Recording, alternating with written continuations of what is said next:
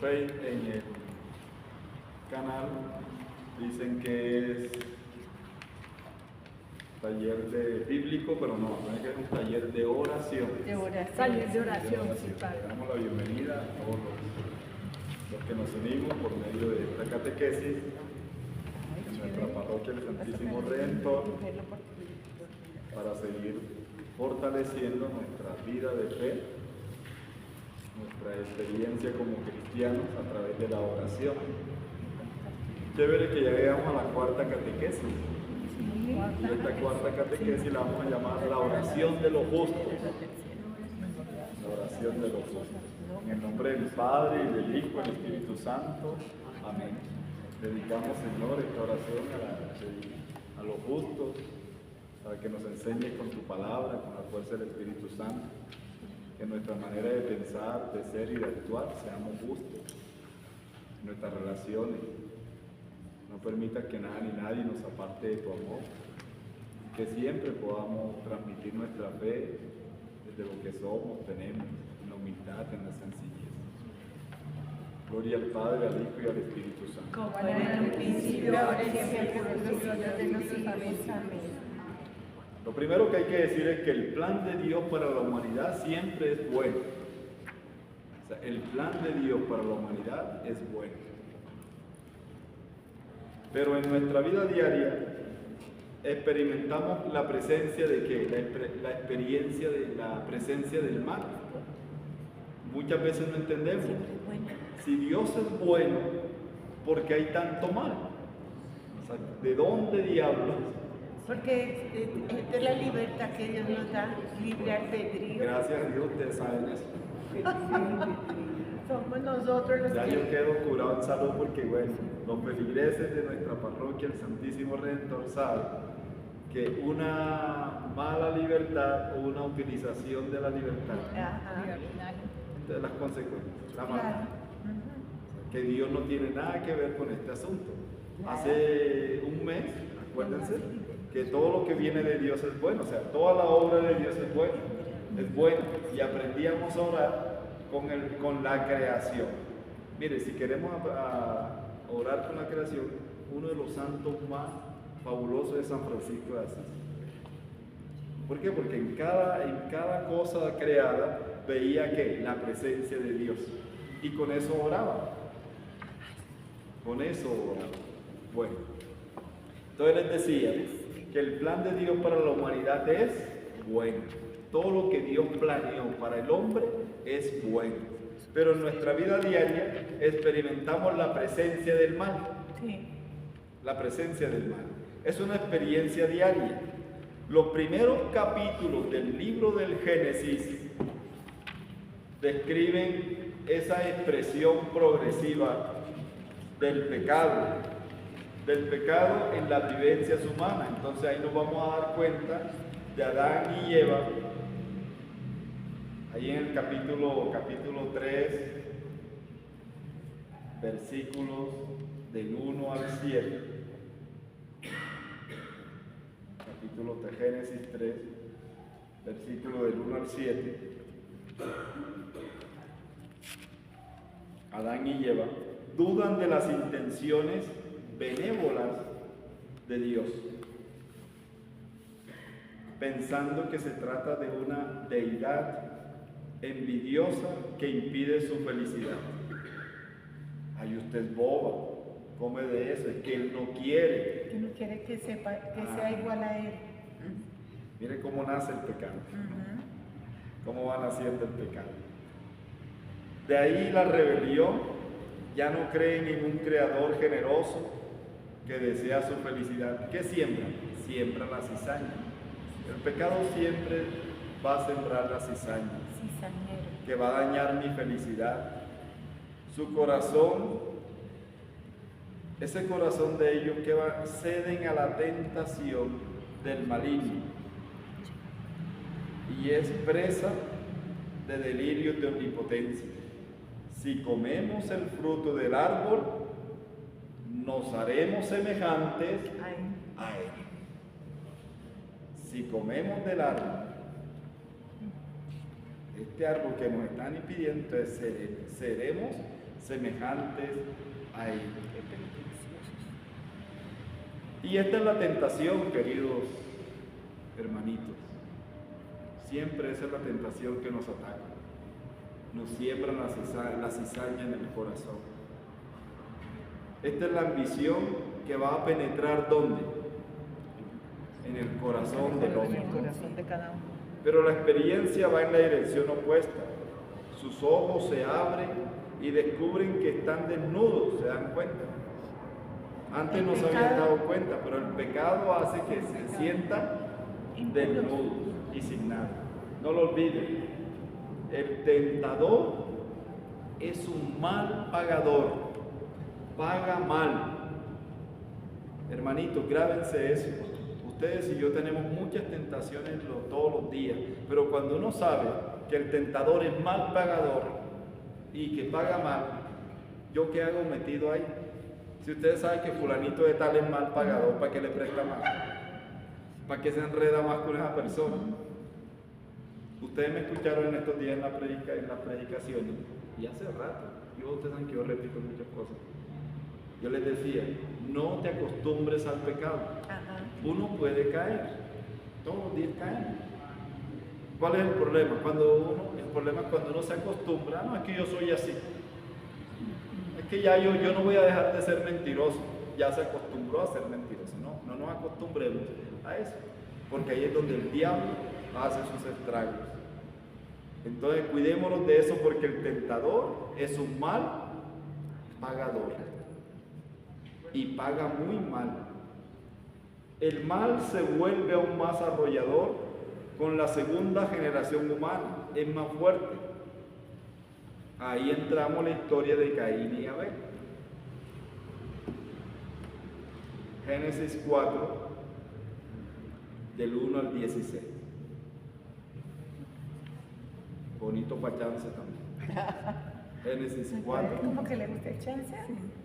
Yo vendí mucho chance. Con razón. Yo me he rebuscado la vida vendiendo chance, vendiendo boleticas en la costa. ¿Y vendí el ganador? ¿Vendió alguna vez el ganador? Era bueno. Y si daba la premio? Yo era muy bueno, andaba con una calculadora. Y entonces para que la gente me compraba, yo iba con mi calculadora, mira, le tengo el número de la suerte, está ahí, marcaba la calculadora y la gente me creía. Muchos ganaron, algunos ganaron. O sea que usted era el diablo ahí tentando a los demás para que jugaran. Ay, padre. Por eso admiro mucho.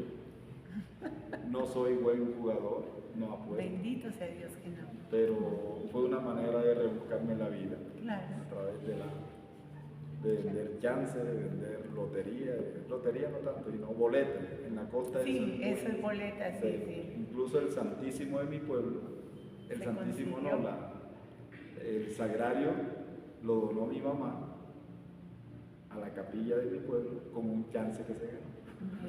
Ella lo ofreció. Si se ganó el chance, hay que llamarla para que nos dé el el número. Sagrario a la capilla. Yo conocí una señora que llevaba un cuaderno y anotaba. Ya sabía cuáles eran los que habían caído, cuáles no, y ganaba. Eso es típico, en la costa Sí, se en juega la mucho costa. chance. Bueno, me imagino que en Bogotá también. Pero yo La la gente conocí que son en la costa. apostadores de eso, llevan cuadernos, Sí, llevan listas, y y de llevan. acuerdo a eso dicen, ¿cuál es la flecha para hoy? La Eso, flecha es el número que más o menos que no ha caído. O la pata. Aquí le dicen la pata. Bueno, entonces, ojo, porque el diablo encuentra, dice el papá de Pilar. Caín tiene envidia. Entonces estamos en el texto Génesis 4, del 1 al 16. Caín tiene envidia de su hermano. Está presente ahí. ¿Qué está presente? El gusano de la envidia. Aunque es el primogénito, ve a Abel como un rival. Uno que amenaza su primacía. O sea, si usted me amenaza a mí, me va a dañar todo mi plan, te declaro como mi enemigo. Te declaro como mi enemigo. Entonces, el mal, miren cómo el mal se va asomando. ¿Dónde? En el corazón. ¿Quién hace que se asoma en el corazón? La envidia. Hace que se asome en el corazón. Y en la mente también, ¿cierto, Padre? ¿Cómo? En la mente, claro. Nos va llenando. No está. Todo. Y Caín es incapaz de dominarlo. O sea, cuando eso se mete en la mente y en el corazón, muchas veces es capaz de dominarlo. Le daña a uno todo. Le daña a uno completamente todo. El mal empieza a penetrar en el corazón. Entonces los pensamientos son siempre los de mirar mal al otro. Siempre son los pensamientos. Miramos el mal del otro con sospecha. Entonces el otro ya se convierte no como mi hermano, sino como un sospechoso. Como enemigo. El enemigo, que hay que tener cuidado. Y esto sucede también en el pensamiento, lo que decía la chapa. Este es malo, ella es mala y me va a perjudicar. Mire cómo entra el pecado. ¿Se acuerdan entonces? Me han escuchado las predicaciones, cómo entra el pecado. ¿Se acuerdan que lo que entra, si tu ojo te hace pecar, ¿qué hay que hacerlo? Sácalo. Después dice, mira que primero es el ojo. Después dice, si tu ¿qué? Mano. Corta. Y después viene. Son las tres cosas. Entonces el pecado, ¿cómo entra? Entra por los ojos. Uno siempre entra. Esta vieja me va a quitar tal cosa. Entonces uno se daña. Entra al corazón, entra a la mente. Después uno busca la manera de qué voy a hacer para que esta persona no siga perjudicándome, según. Correcto. Ya yo lo maquino todo, por eso hay que ir cortando. Si entró por aquí, ya luego se viene acá, ¿qué voy a hacer? Y luego me pongo en camino. Si tu pie te hace pecar, córtalo. Entonces, si uno corta desde el principio, mira que las tres cosas están relacionadas: ojos, manos y pies. Hay que cortarlo de una, porque mire todo el daño que podemos hacer. Por eso la oración de los justos. Hay que hacer un discernimiento. Si eso que entró por la vista de la mente es correcto, es sano, no es sano, hay que, para poder cortar, para que no me siga dañando. Porque si me daña a mí, yo quiero dañarlos a todos. Y me pongo en camino y mira todo lo que puede suceder. Entonces esa oración, la oración de los justos, por eso cuando uno hace, uno dice, Señor, esto entró hoy en mí, ayúdame a discernir. Por eso uno cuando toma decisiones en caliente, mire todo el daño que podemos hacer. Sí. Una ofensa, una persona, una cosa. Y aquí le toca eso actuar a uno, o sea, una persona espiritual, una persona que realmente es de oración. No es pues, es que yo soy humano, no. La persona de oración tiene que empezar a hacer un proceso. Para eso Dios nos dio todas las facultades. Y ser coherente con lo que uno está haciendo. Porque también mucho hablan y hablan un poco de paletas. Porque después es imposible controlarlo. Mira lo que le pasó a Caín. O sea, es incapaz de dominar su bendita envidia. Entró al corazón. El mal empieza a penetrar en el corazón. Los pensamientos son siempre los de mirar mal al otro, con sospecha. Y esto sucede también en el pensamiento. Este es malo, me perjudicará. Y este pensamiento se va abriendo paso, ¿dónde? En el corazón. Y así la historia de la primera fraternidad termina con un asesinato. Porque esa es la primera historia que vamos a encontrar en la Biblia. Los que íbamos a ser hermanos, resulta que una envidia me llevó al asesinato. Y la soberbia, yo creo que también de Caín, ¿no? Porque quería ser Aunque esto tiene, aquí estamos hablando de temas espirituales, ya términos bíblicos es otra cosa distinta, porque Caín y Abel es otra cuestión. O sea, ¿por qué Caín? O sea, ¿por qué se dan estas luchas, estos enfrentamientos? Porque uno piensa que Caín era un hermano, Caín representa toda una generación y Abel también. También, sí. Y si lo vamos al tema de los impuestos, ahora que estamos con esto en Colombia, el tema va por ahí. ¿Por qué Caín ofrecía, por qué Abel ofrecía mejores cosas a Dios y por qué Caín ofrecía lo peor? Todo tiene que ver con el tributo. Con el tributo. Abel no pagaba tributo, Caín sí pagaba tributo. Entonces Abel, como le sobraba más, pues daba cosas mejores a Dios. Caín no, Caín sí pagaba tributo. Entonces hay una relación, hay un enfrentamiento entre los que cuidaban rebaños, ovejas, y los que cuidaban y tenían las agriculturas y todo esto. Pero les digo, aquí hay que... Caín, ¿él era que agricultor o pastor? Caín, agricultor. ¿Agricultor? Abel. Abel era... Caín era todo. Entonces, el Casado. pobre Caín, como él pagaba tributo, o lo que hoy decimos impuestos, tributaba más, entonces no le quedaba tanto para ofrendar a Dios. Abel no pagaba tributo, Ya las cosas más. no tributaba, entonces le sobraba para ofrendar más. Entonces, bueno, eso es todo Mejor dicho. a nivel bíblico, pero les decía, no vamos aquí a confundir lo bíblico con la parte espiritual.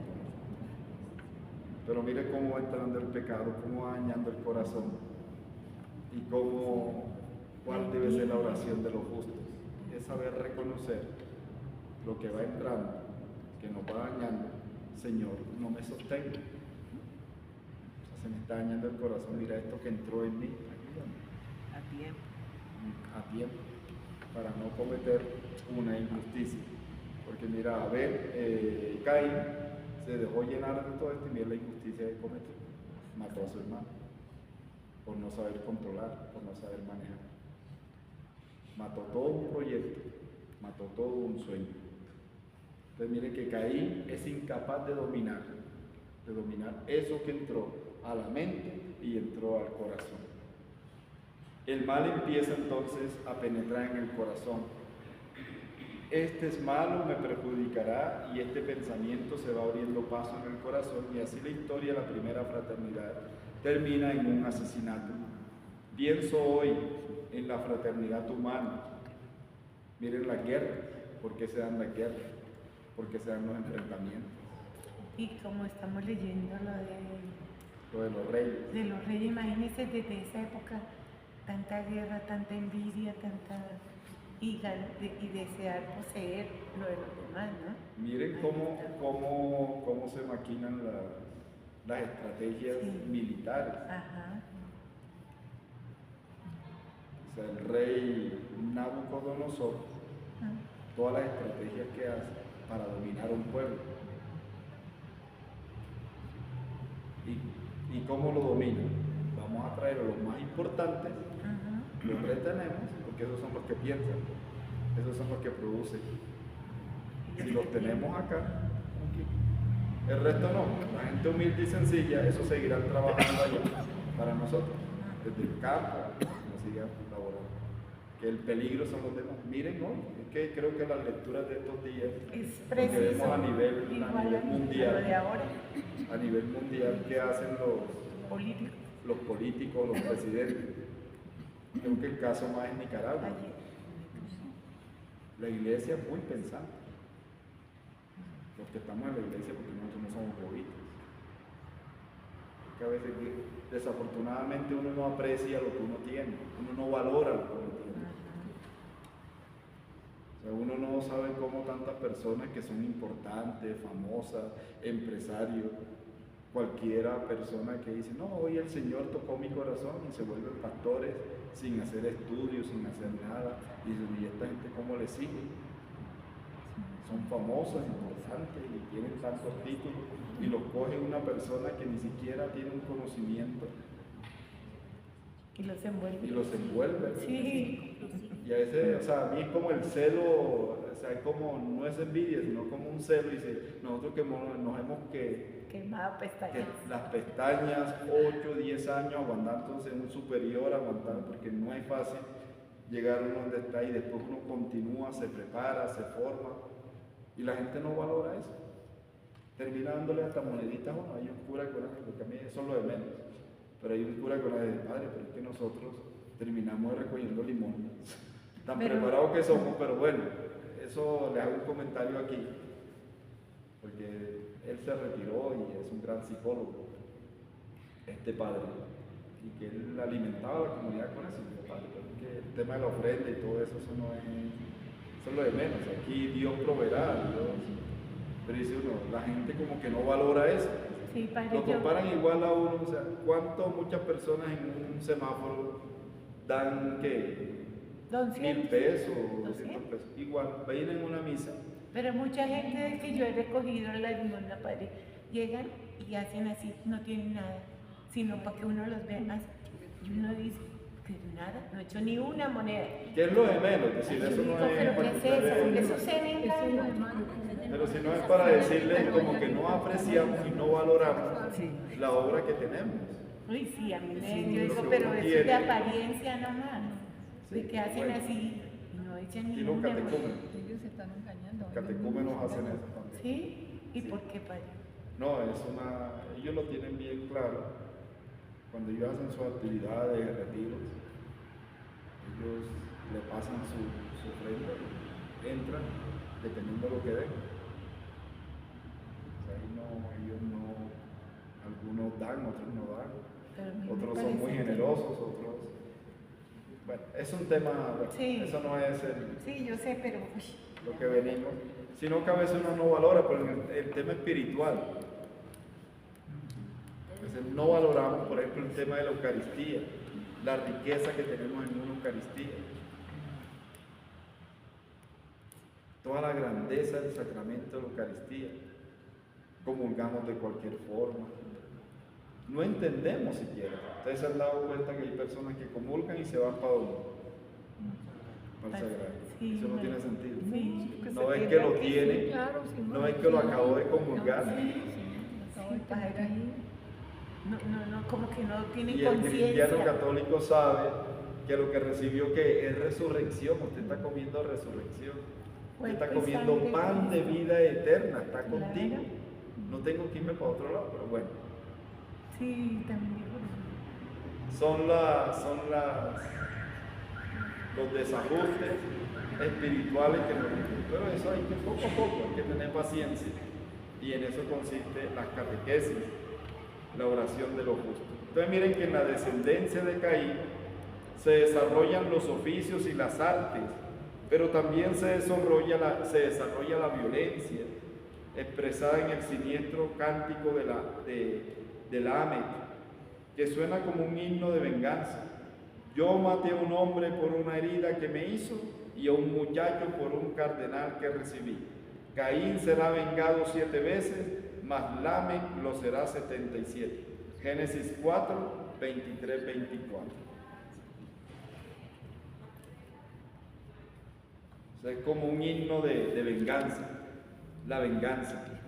Lo has hecho, ibas a pagarme, pero eso no lo dice el juez, lo digo yo.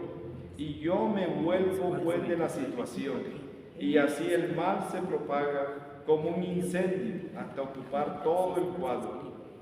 Viendo Yahvé que la maldad del hombre cundía en la tierra y que todos los pensamientos que ideaba su corazón eran puros de mal continuo. Génesis 6:5. Génesis capítulo 6, versículo 5. Capítulo 5. 6, versículo 5.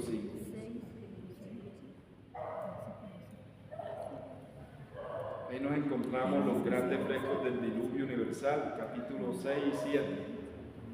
6, pero eso parece una C. Esto parece una C. Es un 6, no. Los capítulos 6 y 7, ahí encontramos el diluvio universal, la torre de Babel, capítulo 11. ¿Qué revela todo esto? Revela que hay un nuevo comienzo. O sea, a pesar del pecado, a pesar de todas las caídas, de todas las rivalidades, ahora hay un gran comienzo. O sea, cuando yo me dispongo a orar, dispongo mi mente, mi corazón, es porque yo quiero que haya un gran comienzo en mi vida, que la tormenta pase, que el diluvio pase, que todas estas injusticias pasen. O sea, hay una nueva creación que tendrá su cumplimiento ¿en quién? Nuevo Testamento, en Jesucristo. Todo va a tener su cumplimiento en Jesucristo. Y sin embargo, en estas primeras páginas de la Biblia también está escrita otra historia, menos llamativa, mucho más humilde y devota, que representa el rescate de la esperanza. Aunque casi todos se comportan con brutalidad, haciendo del odio y la conquista el gran motor de las vivencias humanas, hay personas capaces de rezar a Dios y de rezar a Dios con sinceridad, capaces de escribir de otra manera el destino del hombre. Entonces aquí nos encontramos a Abel. Abel ofrece a Dios un sacrificio de primicia. Después de su muerte, Adán y Eva tuvieron un tercer hijo. Gánese una licuadora esta noche. ¿Cómo se llamaba el tercer hijo? No sabía que había un tercer hijo. Set. Set. S-E-D. S-E-T. Hasta ahora lo aprendí. Set. De quien nació Enoc. Enoc, que significa que inmortal. Y se dice, en aquel tiempo comenzaron a invocar el nombre del Señor. Luego aparece Enoc, ese sí lo escucharon. Sí, Enoc. sí. Un personaje que anduvo con Dios y fue arrebatado al cielo. Todo esto está en el libro del Génesis. Génesis 4:26.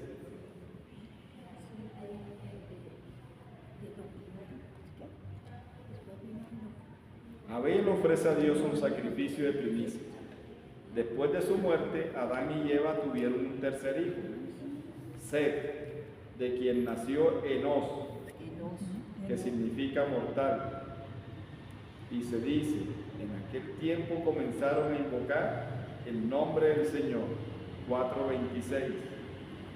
Génesis 4. Todos son Génesis 4:26. Luego aparece Enoc, ese personaje que anduvo con Dios y fue arrebatado al cielo. 5, capítulo 5, versículo 22 y el versículo 24.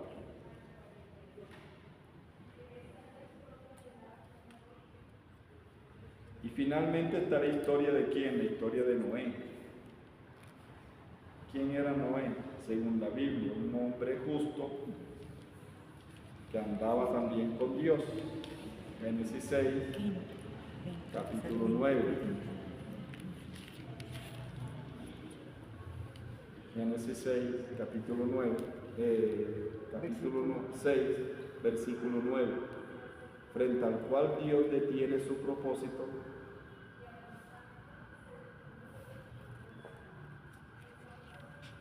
¿Qué hace Dios en ese propósito? Borra todo a la humanidad. Le perdone todo. Borra todo a la humanidad. Capítulo 6, versículos del 7 al 8. Ya cuando tengan tiempo, con calma, repasen. Nos acordamos de esta cuarta catequesis. Leyendo estas historias, uno tiene la impresión de que la oración sea el dique, es decir, el refugio del hombre ante la oleada de la maldad. O sea, el único que me refugia es Dios. Ante tanta maldad, ante tantas cosas que ustedes y yo tenemos que enfrentar, mi único refugio es Dios. Es verdad.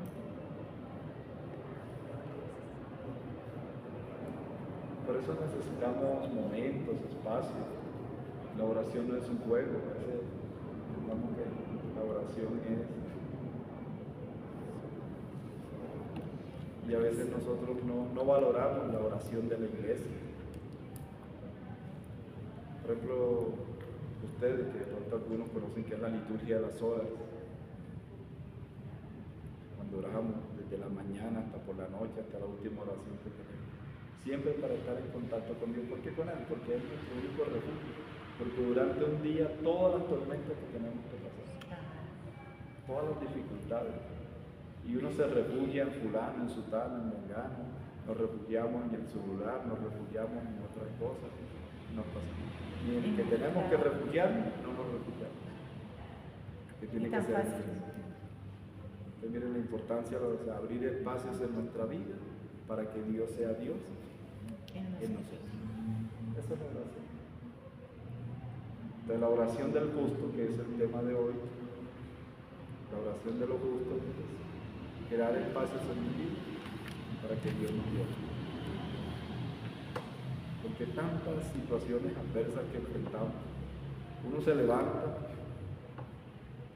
y uno no sabe. ¿Qué va a pasar? Creo que si me escuchaban el domingo, la predicación de ir a la otra orilla, yo les decía, es salir de nuestro confort. Uno se levanta y es salir. ¿De qué? Levantarse no es tan fácil. Sí. Claro, uno sale de su confort, desde la comodidad, de la cobija, bien rico, bien chévere. Y acá con el frío. Y uno no sabe lo que va a enfrentar este día, que se van a presentar. Pero cuando uno se dispone en la oración, Dios nos da la fuerza, porque va en nuestra barca. Así vaya dormido, tenga pereza, pero Él va con nosotros. Pero yo quiero pasar a la otra orilla, que es pasar a lo desconocido creo que les decía. Porque yo no sé lo que va a pasar en este día. No sé ni en qué minuto siguiente que va a pasar. Voy a enfrentar algo desconocido, Señor, ayúdame.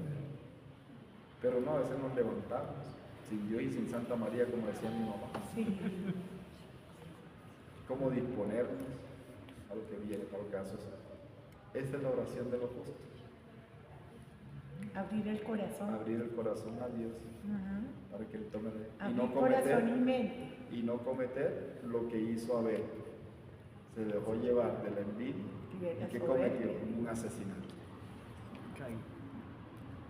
Entonces en la vida, ¿cuántos asesinatos hacemos nosotros? Negar un saludo, una palabra, qué sé yo. Asesinamos el cariño, el amor, la esperanza, la alegría. ¿Cuántos asesinatos cometemos?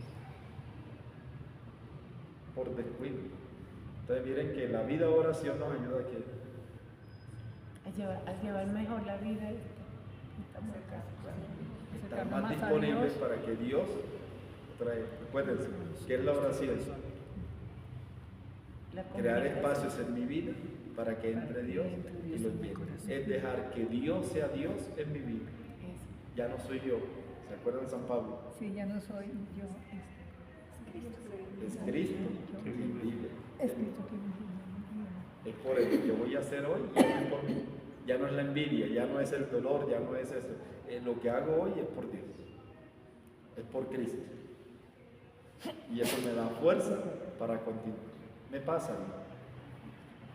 O sea, uno como sacerdote, estábamos hablando con otro padre, o sea, la riqueza del sacramento de la Eucaristía. Hay momentos en que uno también le da pereza. Después de 1, 2, 3, 4, 5, 6 Eucaristías, un domingo. Yo celebro 4 aquí, me gusta. Pero no crean, hay momentos Que se cansa. te cansas. Y me decía un padre, pero mira, lo bonito de la Eucaristía es que uno puede estar indispuesto, pero cuando uno inicia la Eucaristía, todo Es otro. uno ve el misterio de la Sagrada, porque toda esa oración es todo. Y uno termina. Uno puede empezar así, pero la Eucaristía lo transforma a uno, lo llena. Dios porque está todo es en ti. acción de gracia. En ese momento no eres tú, sino Dios. Claro. Hablamos de esto en el retiro con otro sacerdote, porque uno piensa que eso le pasa a otro y que para nada también le pasa a otro padre. Claro, son humanos. No, y que Dios siempre va a estar con No, nosotros. y es verdad, y uno tiene, son las confesiones, chévere que uno pueda hacer estos espacios con ustedes y que uno pueda comentar también sobre Debilidades. le pasa. nos pasa eso, por el cansancio, no sé, situaciones en la familia, cosas que lo tocan a uno, cosas que le pueden pasar en el parroquial, lo afectan a uno no quiere. Pero la misma Eucaristía, o sea, hay tanta fuerza en el sacramento de la Eucaristía, porque que toda esa oración, uno empieza la Eucaristía desde que usted empieza del saludo hasta que termina la Eucaristía, cada palabra, todo lo que elegimos en ese librito rojo de Petete.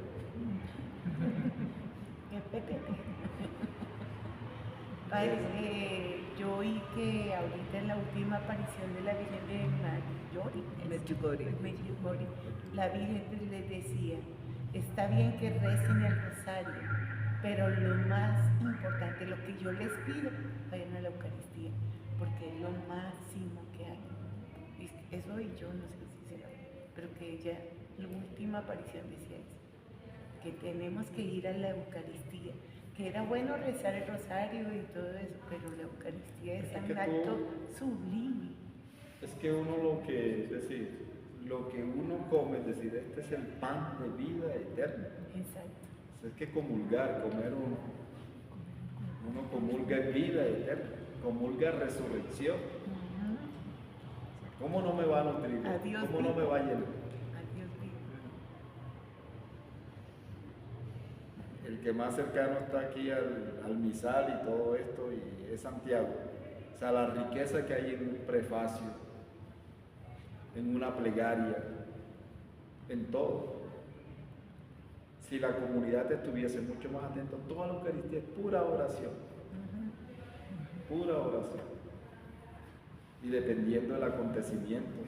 Por ejemplo, la Eucaristía, ¿cuántas oraciones tiene? Gánese una licuadora esta noche. Las oraciones principales que tiene una Eucaristía, que las hace el sacerdote. No diga Santiago. No. ¿Cuántas son? Allá me dicen que sí. Tres. Tiene tres oraciones. La primera se llama oración colecta, que es la que introduce qué es lo que vamos a celebrar. Si el pueblo de Dios estuviese pendiente de la primera oración de la Eucaristía, es lo que nos va a introducir, nos da todo. Por ejemplo, cada domingo, el domingo, que es domingo 13 del tiempo ordinario, ahí nos va a decir todo lo que vamos a vivir esa semana. La segunda oración es oración sobre las ofrendas, no es la que hace el Padre Corroncho, eso es otra cosa distinta, ese es un anexo que yo hago, eso no tiene nada que ver. Es la que se hace sobre allá al altar. Oremos, hermanos, para que este sacrificio unido a ustedes sea agradable a Dios Padre Todopoderoso. Una vez que uno presenta el pan y el vino, esas son las ofrendas. No es porque se recogió la llave, eso no es. La oración que hace el Padre ya no está orando sobre plata, ni monedas, ni nada de eso, nada. Es la oración sobre lo que se puso allá, que es el pan y el vino, es lo único que se debe ofrendar. Sí, que cuando hay fiestas especiales la gente ve, vamos a ofrendarla, no sé qué burundanga. Sí, esos son engaños, pero eso no tiene nada que ver con la Eucaristía. Para que la gente la vea más bonita, más tierna, porque hay que tomarle la foto al niño de la primera comunión, para que lleve ahí su angelito, bueno, qué sé yo. Pero no, lo único es pan y vino. Y cuando el sacerdote te presentamos, Señor, este pan y este vino, fruto de la tierra y del trabajo del hombre, para que sea. Pero a veces el canto nos opaca todo. Debería ser un canto más sutil, más suave, para que el pueblo entienda qué es lo que estamos ofreciendo. Ese pan y ese vino representa el trabajo, el sacrificio, el esfuerzo, bueno, todo, que se va a colocar en el altar. Hay que hacer una catequesis bien bonita sobre el sacramento. Y de verdad, como dice el Padre, no a veces pensaba que era la ofrenda que se va a recoger. No tiene nada que ver. Imagínate. O sea, la iglesia logra en ese momento, porque necesitamos para el sostenimiento de la evangelización, las ofrendas materiales, y es el momento que tiene sentido la ofrenda material. Pero no hay que hacer fuerza sobre lo que la gente da. La fuerza es allá en el altar, lo que se está presentando allá, no lo que la gente va a dar. Es el momento oportuno, bonito, quiero compartir, quiero ofrendar, Como cuando el Padre después de la consagración dice, este es el cuerpo del Santo. Claro. Es que la Eucaristía me duele y me toca confesarlo. Porque ni siquiera, es decir, así sea una o dos personas que uno celebre la Eucaristía, es lo más bonito. Que uno pueda. No es que si no vienen tantas personas, entonces, porque si no vienen tantas, no vamos a tener recursos económicos, ¿no? Eso me interesa. Dios proveerá. Yo eso lo aprendí en Roma, porque allá muchos estudiantes se pagan sus estudios con las Eucaristías. Le dicen a uno, bueno, a mí no me tocó porque yo era religioso, pero muchos padres que van a estudiar, entonces se pagan sus estudios, y dice, usted tiene que, todos los meses, tiene que celebrar 30 Eucaristías, porque ustedes están pagando con intenciones. Entonces hay padres que después de una jornada de estudio, los ve, tienen que hacer la misa, o la hacen.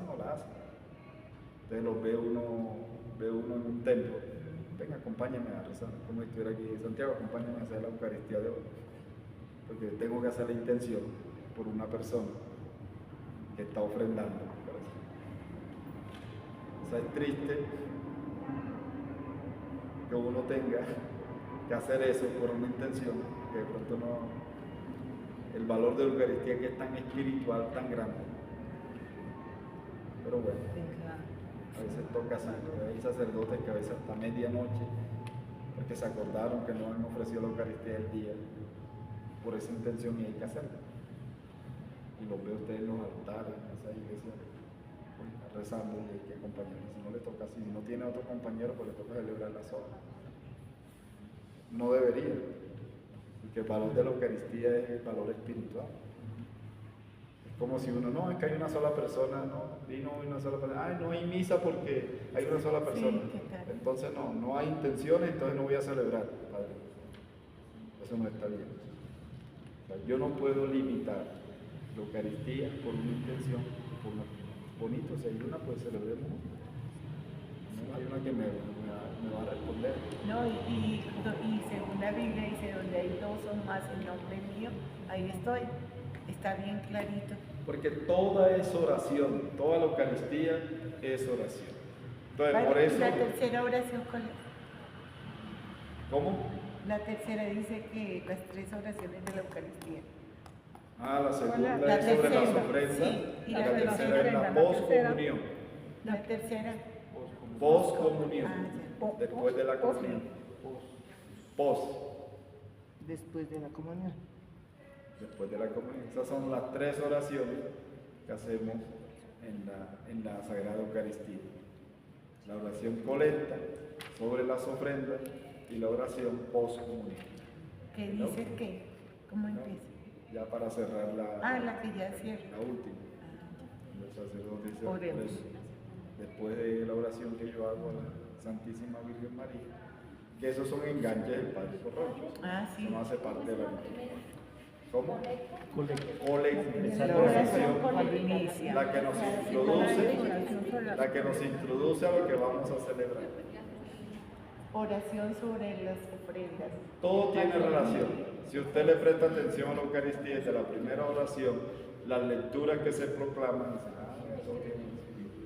Y uno intenta escoger lo que es el prefacio, lo que es la plegaria, que tengan que ver con eso, del Con la día, lectura. del domingo, dependiendo del domingo, Sí. y a la semana. Bueno, leyendo estas historias uno tiene la impresión de que la oración sea el dique, el refugio del hombre ante la oleada de maldad que crece en el mundo. Pensándolo bien, también rezamos para ser salvados de nosotros mismos. Es importante rezar, Señor, por favor, sálvame de mí mismo, de mis ambiciones, de mis pasiones. Los orantes de las primeras páginas de la Biblia son hombres artífices de paz. En efecto, la oración, cuando es auténtica, libera de los instintos de violencia y es una mirada dirigida a Dios para que vuelva a ocuparse del corazón del hombre. Leemos en el Catecismo de la Iglesia Católica, 2569, 2569. ¿Qué leemos ahí? Este carácter de la oración ha sido vivido en todas las religiones por una muchedumbre de hombres piadosos. Eso lo dice el Catecismo de la Iglesia Católica 2569. La oración cultiva prados de renacimiento en lugares donde el odio del hombre solo ha sido capaz de ensanchar el desierto. La oración es poderosa porque atrae el poder de Dios. Por eso la oración es poderosa. ¿Por qué? Porque atraemos el poder de Dios.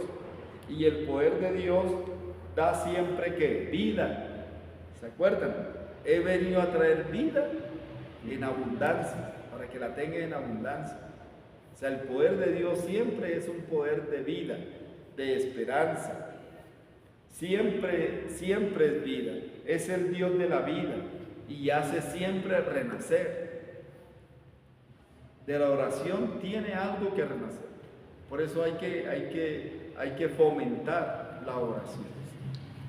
Para que algo que hemos sembrado tiene que renacer. ¿Qué decía? Oremos, oren, ¿se acuerdan? Cuando Jesús dejen de dormir, oren para que no caigan en tentación. Sino que a veces uno lo toma ahí, cuando uno le dice a las personas, mire, porque hay momentos que los feligreses, o sea, tanto ustedes que están en el desespero, Padre, mire, tengo esto y esto, y uno le dice, pero ore mujer, ore hombre, oremos. Por eso necesitamos, en nuestras parroquias necesitamos grupos de oración, porque hay tantas personas que no saben, mira, ven, hay que orar. Cuando la gente va a presentar un examen, una cosa, hay gente que no sabe orar, pero sí sabe, como mi abuelita ora, abuelita, ore por mí. ¿Y por qué no te sientas conmigo? Doble rodilla también. Por eso este taller es para eso, o sea, para fortalecer, para animarnos en la oración. Porque es un grito para involucrarnos también. Porque de ahí tiene que renacer algo. Porque la oración es confianza, la oración es esperanza. Yo espero.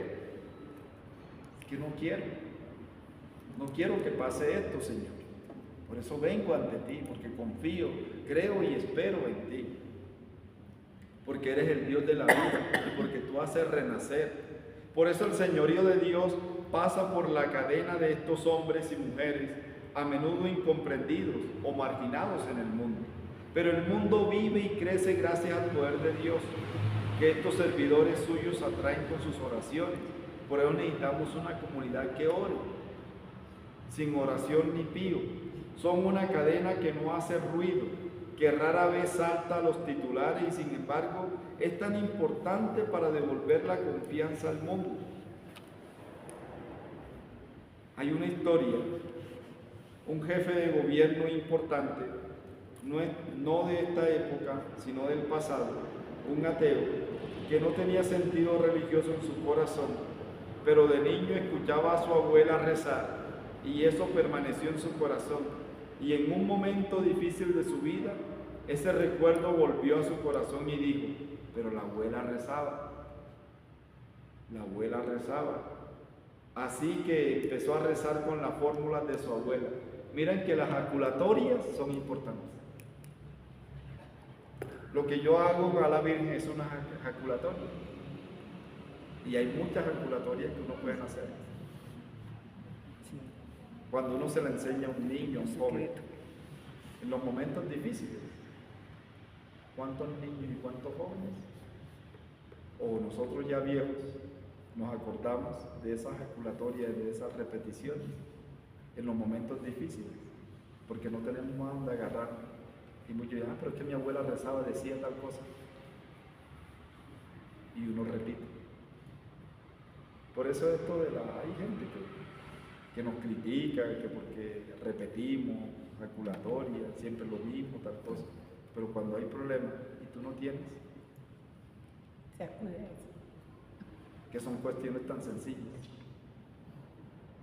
Mira esas oraciones que nos enseñaban nosotros, ¿acuerdan de, no sé, ángel de mi guarda, mi Dios. Esa todavía sigue vigente. Mira, yo soy tan temeroso de Dios que yo me entro al baño y yo me acuerdo de las oraciones que yo hacía y yo me entro al baño y no tengo que hacer. Yo hago un montón de oraciones antes de bañarme, pero eso me lo enseñó fue mi abuela. Y porque me da temor, que yo no sé, de pronto un chorro de agua no se levanta y uno puede caer como un pollo ahí en el baño. Uno puede ser el último bañito. Y creo uno que son bobadas y viejos que, pero yo ¿por qué hago esto? Pero son cosas que se dan. Y creo que las jaculatorias,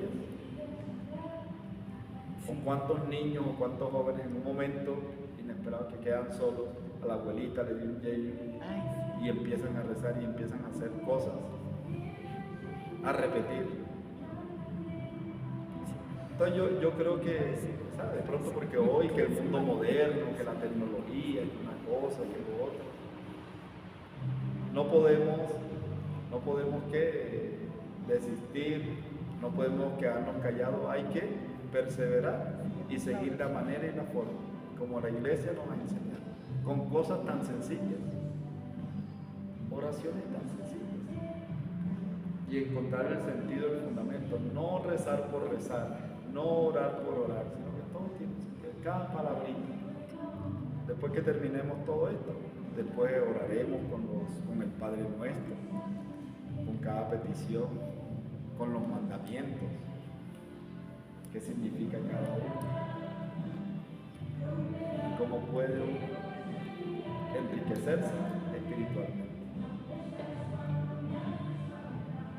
Eso ha sido un pecado de nosotros los evangelizadores, que muchas veces y hay que orar mucho por nosotros, porque nos reímos, nos burlamos de la oración sencilla de la gente, de la oración, de una bendición que piden. Ay, pero es que usted tal cosa, usted es muy pío, usted es muy pía, tal cosa. Usted no sabe la riqueza de la oración. ¿Y cuántas estas oraciones han salvado tantas personas en el último momento? Un accidente, por ejemplo. Ay, sí, se acuerda uno de ellos. ¿Qué Por día eso, que ahí yo cuando vi? nos recuerda, es que mi abuela rezaba tal cosa, hagamos. Que pasó en un momento. Padre, ¿qué día que venía de Cali? Hizo bastante turbulencia. Y ahí sí la gente gritaba, ay Dios mío, ay Dios mío. Ahí sí se acuerda uno de ellos. Y ahí cuando uno aspira, ¿qué era lo que rezaba mi abuela? ¿Qué era lo que hacía mi mamá? ¿Qué era lo que decía mi papá? ¿Qué era lo que decía? Todo el mundo gritaba, ay Dios mío, ay Dios mío.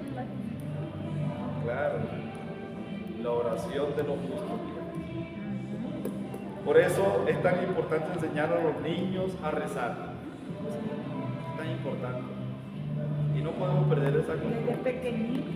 Por eso inventémonos, yo digo inventarnos, lo digo con todo el amor y el cariño. Inventémonos cosas con los niños, con los jóvenes, que la consagración de los niños, que la madre que está embarazada, de los abuelos. Esas son estrategias. Si estos días que estamos leyendo el segundo libro de los Reyes, si hay estrategias militares, ¿para qué? Para controlar, para esclavizar. Creo que nosotros también tenemos que tener estrategias para mantenernos firmes con el dueño de la vida. Entonces por ahí hay que buscar estrategias para que los niños, los jóvenes, los adultos, el viejo, la vieja, todos recemos. Recemos. Sino que a veces somos como tan descuidados y a uno usted va a alguna parte, venga, voy a hacer una oración por usted. Hay muchas personas que a veces, aunque no quieran, pero ya cuando te ve rezando, te ve orando, como que se involucra, que está haciendo algo por mí. Es que me está diciendo algo bonito a mí. ¿Cómo voy a desperdiciar esto? Hay que insistir, hay que perseverar. Entonces, hoy les invito a esto, hay que rezar, hay que enseñar a los niños a rezar. Porque si no, algún día se acordarán que mi abuela rezaba así. Así que empezó a rezar con las fórmulas de su abuela y allí encontró a Jesús. La oración es una cadena de vida. Siempre, muchos hombres y mujeres que rezan siembran la vida, no la muerte. La oración siembra la vida, la pequeña oración. Por eso es tan importante enseñar a los niños a rezar. Me duele cuando me encuentro con niños que no saben hacerse la señal de la cruz. Hay que enseñarles. Por eso ustedes me ven que yo hago los signos, allá los hago para que si hay niños que aprendan a hacerlas bien. Sobre todo en la misa Porque de ellos le diario, están ¿no? mirando a uno. Están mirando a uno. Es decir, el padre hace esto, si mi mamá, si mi abuela, si la hace ahí como cualquiera de los niños, también hay que hacerla bien. Sobre todo los que están en catequesis, me duele todo esto, porque es la primera oración. Es importante que los niños aprendan a rezar, luego a lo mejor pueden olvidarse, tomar otro camino, pero las primeras oraciones aprendidas desde niño permanecen en el corazón, porque son una semilla de vida, la semilla del diálogo con Dios. Hay que enseñarles, donde hay un niño hay que enseñarles. Ellos aprenden muy rápido. Sí. Y se queda, y les gusta. Y les gusta, sí.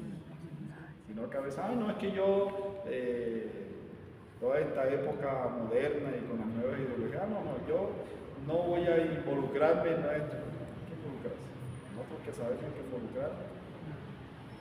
Allá en el colegio me da risa porque el papá de María José es una niña de año y pico.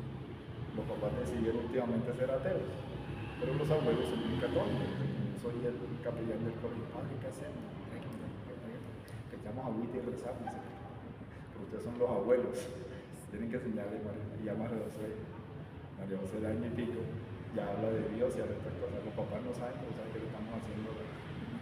Por otro lado, pero hay que hacerlo. O hay los papás, como son papás jóvenes, como tienen un sueldo de 30 y 40 millones, yo creo que lo tienen todo organizado, que ya tienen el mundo, que eso es todo, ya se declararon ateos, que ya no necesitan nada de esto. Pero el día que se les enferme María José, Ay, que Dios ahí mío, está. la novenita. Ahí sí le pedirán al padre. Son buena gente, los papás, pelados, bien, chévere, agradable, pero no les toque el tema de religión. No les toque, ni me le vaya a dar, ni me le toque a la niña, ni me le vaya a dar una bendición delante de ellos. Eso para ellos. Todo lo que hago yo ahí con los abuelos es María José, venga el agua. Y ya María José ya hace su cosa, que se sorprende, pero me va. El camino de Dios en la historia de Dios ha pasado por ellos. Ha pasado por un resto de la humanidad que no se uniformó a la ley del más fuerte, sino que pidió a Dios que hiciera sus milagros y sobre todo que transformara nuestro corazón de piedra en un corazón de carne. Lo encontramos en Ezequiel, capítulo 36, capítulo 36, versículo 26. ¿De qué? Ezequiel. Ezequiel. De Ezequiel. Ezequiel 36, 26. versículo 26.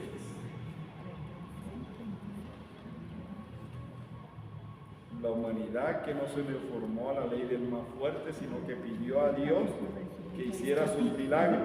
Este es el versículo. Pedir a Dios que haga sus milagros, que transforme nuestro corazón de piedra en un corazón de carne. Es lo que hay que pedir en este momento. La oración del justo tiene que ser eso. No hay otra. Yo no le puedo cambiar el corazón a ninguno. Señor, eres tú el que puedes cambiar Sí, Señor. el corazón. De mi hijo, de mi hija, de mi esposo, de mi esposa, de mi amigo, de mi amiga. Yo no tengo fuerza para Y no cansarse uno de pedir. y no angustiarnos por lo que nos eres tú. A muchas personas hay que decirle eso. Mira, háblale a Dios de tu hijo. Háblale a Dios de tu situación. Háblale. Aunque Dios ya se lo sabe. Yo no puedo hacer más nada. Porque a veces la gente cree que uno es el que va, no, que el poder es de él, la fuerza es de él, la oración del justo. Y en eso estamos. Y esto ayuda a la oración, porque la oración abre la puerta a Dios, transformando nuestro corazón tantas veces de piedra en un corazón humano.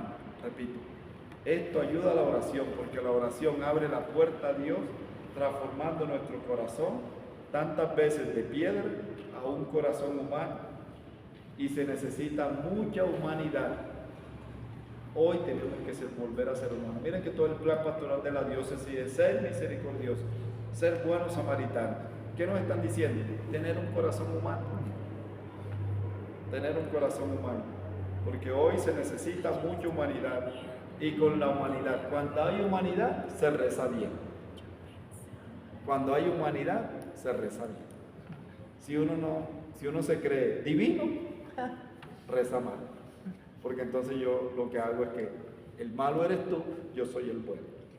El imperfecto eres tú, yo soy. ¿Se acuerdan de la oración? Gracias, Señor, no soy como aquellos, unos ratas, unos estos. El fariseo y el republicano. Y el otro allá, que era lo que decía, Señor, ten misericordia de mí, que soy un pecador. Era humano. El que es humano, reza. Reconocía lo que era. Reconoce lo que es. Esa es la oración del Es justo. sincero. Esa es la cuarta catequesis que hemos tratado de vivir. Oración. Gloria al Padre, al Hijo y al Espíritu. Como era en el principio, ahora y siempre, por los siglos de los siglos. Amén. Dios los bendiga, que tengan una feliz noche. También, Que la Padre, Virgen María nos igualmente. acompañe. Gracias, Feliz noche. Padre. Lo mismo, que tenga Podemos felices sueños. servir el crítico.